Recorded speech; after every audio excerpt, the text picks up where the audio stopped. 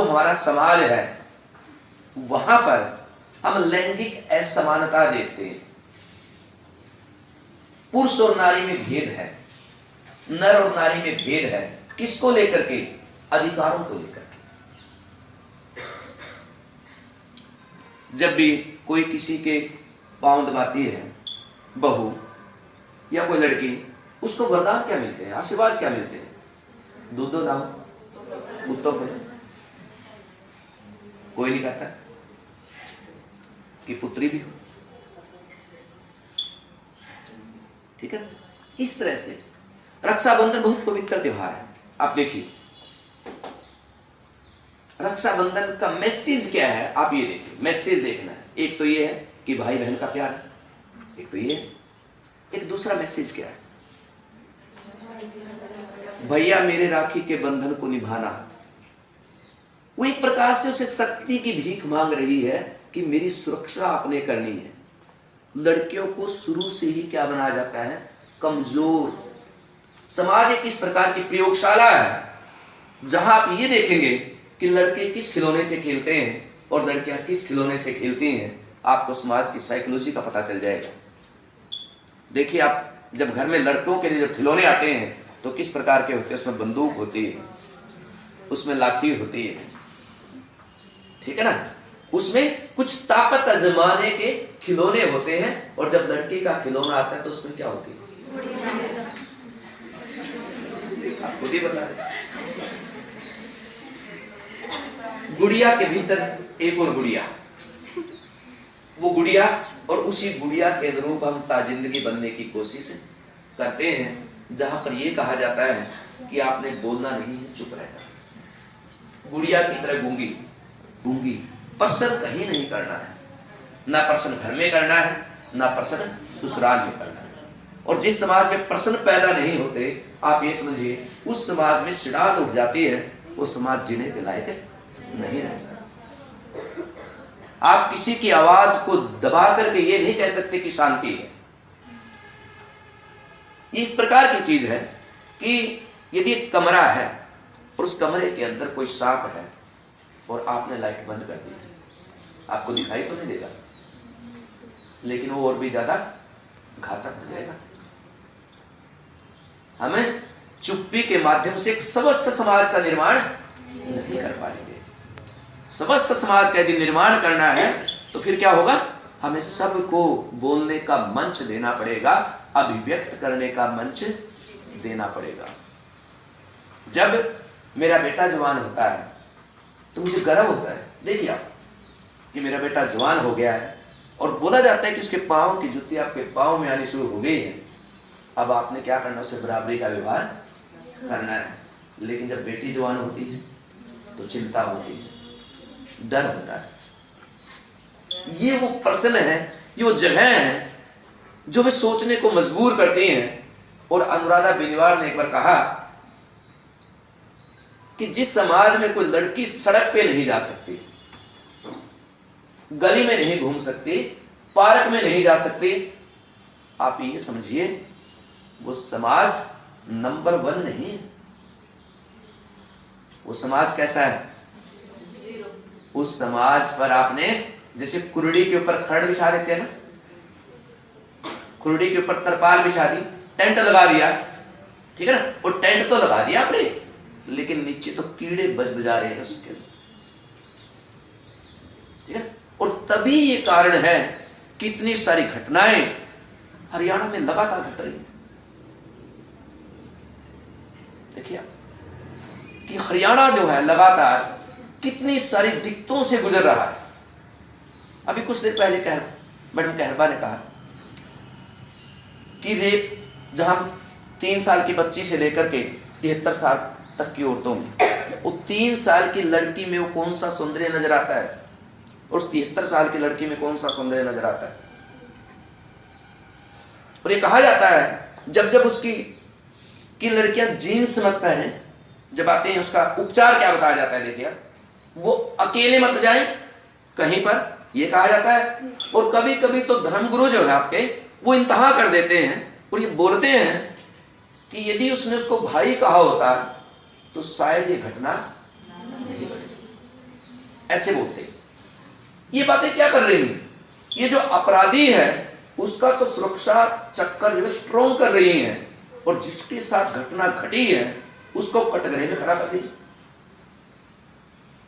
जब तक आप यही नहीं देखेंगे कि समस्या कैसे पैदा हुई, समस्या का निवारण कैसे हो सकता है, उल्टा हम क्या कर रहे हैं, कुछ सेफ्टी वाल ढूंढ रहे हैं, भाई किसी तरह से बात ढक जाए। ठीक है। संयुक्त राष्ट्र संघ ने भी माना कि 99% औरतों के साथ बदतमीजी होती है। 99%। सामने से लड़का आ रहा है, लड़की भी गुजर रही, हमेशा आंखें लड़की को ही नीची करनी पड़ती है। हमेशा का मतलब मेरा कहने का अभिप्राय ये होता है 90% से ऊपर, 10% को आप अपवाद में ले सकते हो। ठीक। तो ये जो स्थितियां हैं ये कैसे हो रही हैं, और यदि और देखेंगे आप, इसकी और घटनाओं में जाओ। पिछले दिनों जो रेप की घटनाएं हरियाणा में घटी, उनमें से क्या निकल करके आया कि मार दी एक बात, लेकिन मारते हुए किस प्रकार कई उस शरीर के साथ जघन्य घटनाएं हुई।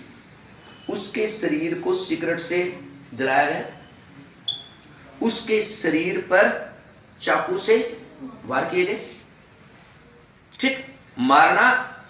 मारने के तरीके विषम हो सकते हैं, लेकिन मारते वक्त, और इसको मुझे एक लाइन में कहना पड़े कि उसके जो प्रजनन के अंग हैं, उन प्रजनन के अंगों पर वार करना। ठीक। रेप अलग चीज, और मारते वक्त किस प्रकार की आप मानसिकता का परिचय दे रहे हैं। यानी जिसको आप मातृशक्ति बोलते हैं, जिसको आप ये बोलते हैं कि संसार के अंदर यदि हम ये कहें कि मनुष्यता की बेल फैलती है, तो उस फैलने के लिए पुरुष से ज्यादा स्त्री की अहमियत है, लेकिन उसी के प्रजनन अंगों पर जब आप वार करते हो, तो फिर आप देखिए कि आप अंदर से क्या हो। अंदर से आप ये दिखाते हैं कि आप स्त्री के ऊपर नियंत्रण करना चाहते हो, सहयोग नहीं। ठीक है। अब फर्क है इसमें, कब्जे में और सहयोग में। ठीक है ना। कभी कभी तो जो नारी आंदोलन है वो ये कहते हैं जो पति शब्द है यही गलत है, कि जैसे करोड़पति, भाई 1 करोड़ का मालिक ना, स्वामी, लखपति। ठीक। स्वामी, और स्वामी का उल्टा क्या होता है, दास। समझ गए। पति का मतलब आप समझिए अपनी पत्नी के ऊपर नियंत्रण करने वाला। इसके लिए फिर क्या सबक ढूंढा गया, वो बोले कि होना ये चाहिए कि पति की बजाय पत्नी को क्या माना जाए, सहयोगी। ठीक है ना। और पत्नी भी अपने पति को क्या करे, सहयोग। भाई इस तरह के जो शब्द हैं वो क्या है, ज्यादा बेहतरीन है, ज्यादा अच्छे हैं। क्योंकि यदि मनुष्यता का निर्माण करना है तो फिर ना तो पितृसत्ता अच्छी है ना मातृसत्ता अच्छी है। हम कई बार बोलते हैं कि इसकी जड़ तो पितृसत्ता है, ये तो बिल्कुल समझ में आ गया। लेकिन यदि मातृसत्ता कहेंगे फिर एक दिन क्या हो जाएगा, शायद ऐसा समय हो 100 साल बाद कि पुरुषों के ऊपर सेमिनार करने पड़े। ठीक। यानी कि हमने इसका विकल्प मातृसत्ता नहीं है, इसका विकल्प क्या है, समानता। भी दोनों को क्या माना जाए, समान माना जाए, समझा जाए। एक तो इसको समझने की जरूरत है। इसके साथ एक चीज और बहुत ज्यादा समझने की जरूरत है मुझे लगता है कि ग्लोबलाइजेशन को जब तक आप ठीक ढंग से नहीं समझोगे, ये भूमंडलीकरण क्या है, ये वैश्वीकरण क्या है, और इसने नारी को क्या बना दिया, पावर वुमेन बनाया या फिर बेबी डॉल बना दिया। ठीक है ना। यदि आप इसको देखें, गन्नौर स्कूल में क्या हुआ, एक घटना मैं आपके सामने रखूं कि जो उन छोटे छोटे बच्चों की मैडम थी, एक कोई प्रोग्राम उन्होंने रखा और वो प्रोग्राम था डांस का। ठीक, बच्चों ने उस पर डांस करना था। मैडम उनको बता रही थी। कुछ बच्चियों ने एक गाना चला और उस पर डांस करने से मना कर दिया।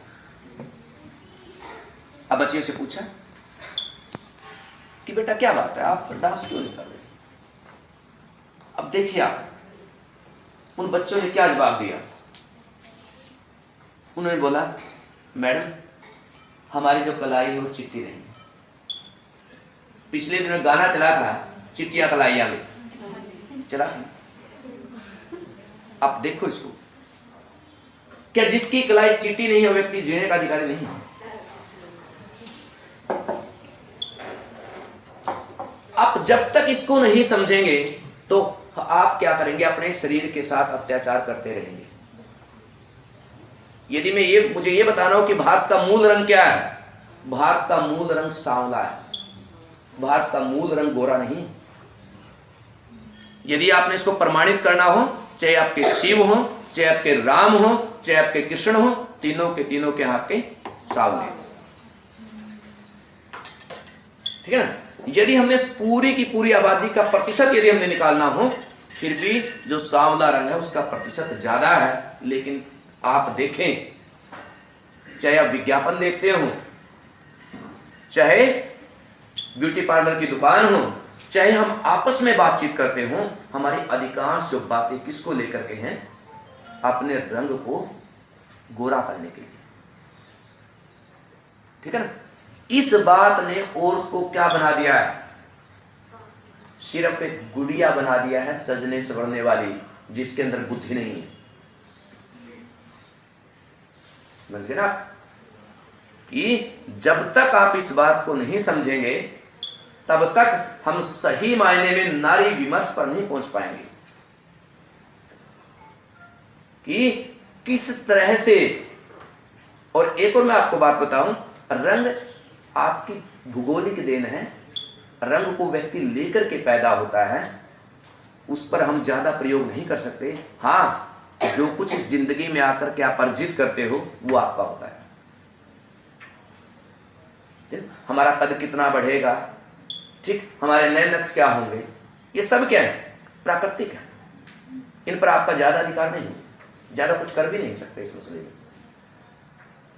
ठीक, लेकिन जो आप इस संसार में आकर के अर्जित करते हो वो वास्तविक होता है। तो इस तरह से जब ये ग्लोबलाइजेशन का प्रभाव है, और विज्ञापन में आप देखेंगे कि एक खास प्रकार की लड़कियां होती हैं, ठीक है ना?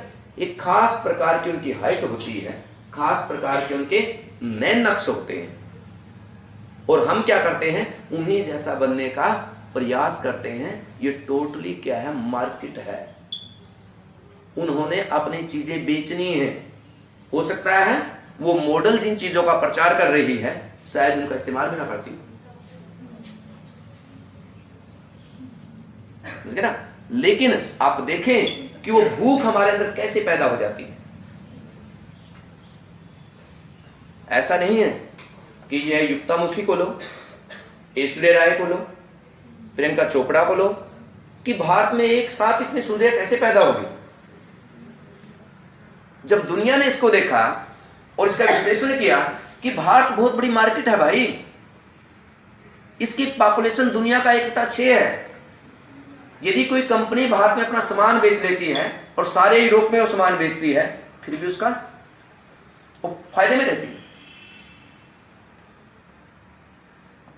समझ गए ना? तो ये कि जब तक नारी अपने इस जो उसके सामने एक दायरा खींच दिया है गोरे रंग का, ये खास प्रकार के उसके फिगर का, जब तक इससे बाहर नहीं निकलेगी तब तक वो सोच नहीं पाएगी। इसी के साथ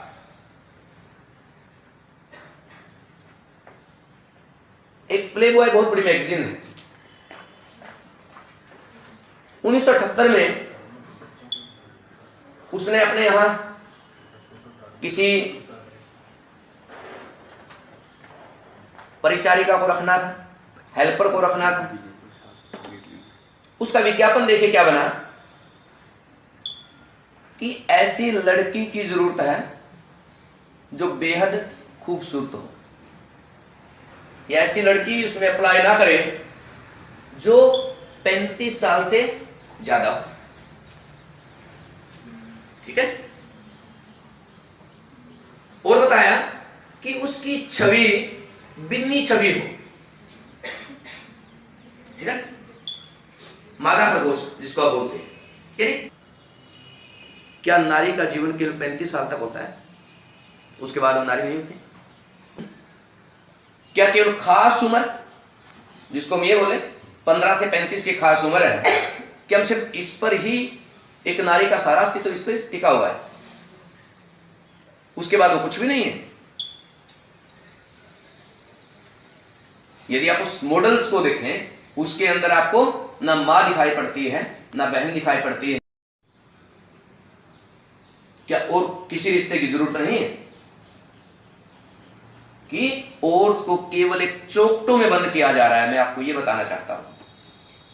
और यदि आप उस चौकट को नहीं समझोगे तो हम भी उसी चौकट में बंद हो जाएंगे, या बंद होने की ताजिंदगी कोशिश करेंगे। हम नहीं होंगे तो अपने बच्चों को करवाएंगे, जब तक आप इस चीज को नहीं समझेंगे। यदि हम राजनीतिक दृष्टि से लें, कई बार बोला जाता है कि ये राष्ट्रपति बन गई, प्रधानमंत्री बन गई, ठीक, और बांग्लादेश की जो महिलाएं हैं वो तो लगातार एक के बाद दूसरी ऐसे। लेकिन वहां जो महिलाओं की स्थिति है वो और भी ज्यादा बदतर है। किसी एक के बनने से हम ये नहीं कह सकते कि पूरा का पूरा समाज का कायापलट हो गया है। पिछले दिनों से, क्योंकि हम थोड़ा सा अंतर्राष्ट्रीय स्तर की भी बातें कर रहे हैं, एक जोर ये है कि विदेशी मुद्रा भंडार, भाई विदेश से पैसा कितना आपके देश में आता है, इसका मतलब ये समझ लें आप, इस पे जोर है सारे देशों का। बांग्लादेश का तीसरा हिस्सा कहां से आता है? महिलाओं की तस्करी से आता है, जो मैं आपको बताना चाहता हूं। फिलीपींस, कई बार फिलीपींस में क्या हो चुके हैं कि विश्व सौंदर्य प्रतियोगिताएं हो चुकी हैं फिलीपींस में कई बार। उसका नंबर 1 सबसे ज्यादा जो पैसा आता है वो महिलाओं की तस्करी से आता है, और भारत में भी है। यानी स्पष्ट रूप से महिलाएं का क्या हो गया, एक तो डोल बनी और उसके बाद वो निर्यात का काम, यानी इस प्रकार की इंडस्ट्री जिसको आप बोलते हैं अश्लीलता का उद्योग, वो फैलना शुरू हो गया है। ठीक, और काफी हद तक ये कभी ना कभी आप समाचार अखबार में पढ़ लेते हैं कि ये पार्लर उसमें शामिल था, ये लोग उसमें शामिल थे, ये रैकेट हैं, ये हॉस्टल हैं, ठीक, ये होटल हैं, वो तमाम लोग उस चीज में शामिल है। इस तरह की चीजें भी आप देख रही हैं। जहां तक राजनीतिक दखलंदाजी है, संयुक्त राष्ट्र संघ में भी जो महिलाओं का प्रतिशत है वो 15 है।